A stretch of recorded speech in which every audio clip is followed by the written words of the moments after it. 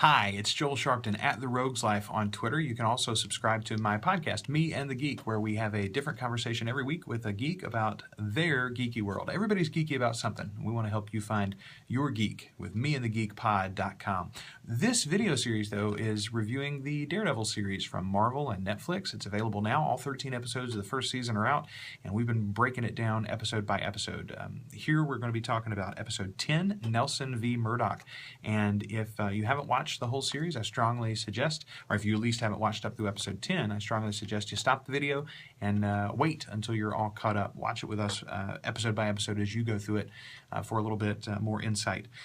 When you have, from now on out, there will be spoilers, just as a warning. When you have a 13-episode series, and you've already let the big tiger out of the cage in episode 9 by having your main villain and your hero fight, and once you've had that gigantic climax, it makes a little sense to go back to a little bit more of an insular episode, a bottle episode almost. And that's what this is. The vast majority of this one takes place in the living room at Matt's house as he's recuperating, and Foggy Nelson is dealing with the fallout of his discovering Matt's identity as the Devil of Hell's Kitchen.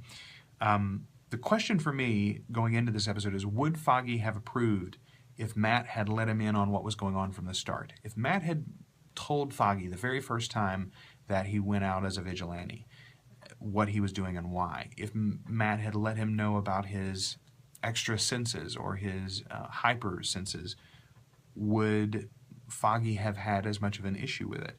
I don't know. I don't know that it's whether the fact that his friend is acting outside the law or just that his friend was acting outside his own knowledge. I'm not sure which is the real issue for Foggy, but interesting questions nonetheless. And Eldon Hansen does a great job in this episode of playing that conflicted nature very, very well. I've heard lots of people say Eldon Hansen is not great in this series, but I disagree wholeheartedly. I think he does a very solid job in what is a role that nobody's going to applaud. Let's be honest. Our other main storyline, meanwhile, for this episode, is Karen Page. She convinces Ben to take a ride upstate, and maybe it was just me, but for a moment, I really worried about her putting a hit on him, Soprano style, for some reason. I don't know. There was something about the setup of this trip which unnerved me. As it turned out, that was not something that I needed to be concerned with. This is another example, though, of Karen's storyline, while being interesting, it just gets her caught up to where the audience already is. The one new piece of information that we get in this episode is that Wilson's mother is still alive, but that becomes clear very early on. The characters are sort of left in the dark for about half or three-quarters of the episode, but I think it's pretty clear to the audience as you're watching it that that's what Karen is hinting at here. It's not that I don't like Karen, and I love Deborah Ann Woll in the role, but I still think her storyline has some great potential in future seasons even. It's just that it is the one weak link as far as the writing goes, and it's because of the way that they've framed this series. It is really a series with two protagonists as opposed to a protagonist and an antagonist. You've got Wilson Fisk and the rise of Kingpin as one storyline, and then you've got Matt Murdock and the rise of Daredevil as the other storyline.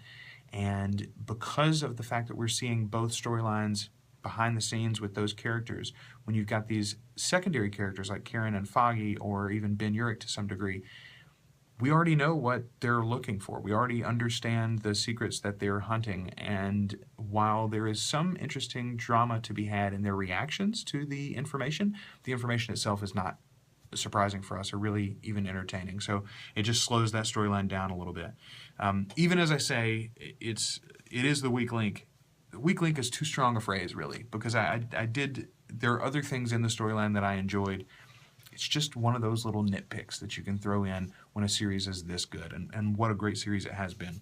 So that's my thoughts on episode 10, Nelson v. Murdock. We're going to continue with the series, and I'll have a couple more reviews left, episode 11, 12, and 13, before you know it. So you should subscribe to the channel right there, and that way you'll get all of the videos as they get posted. Thanks for watching, and until next time, I'm at The Rogues Life on Twitter, Joel Sharpton in real life, and Me and the Geek in the podcasting world.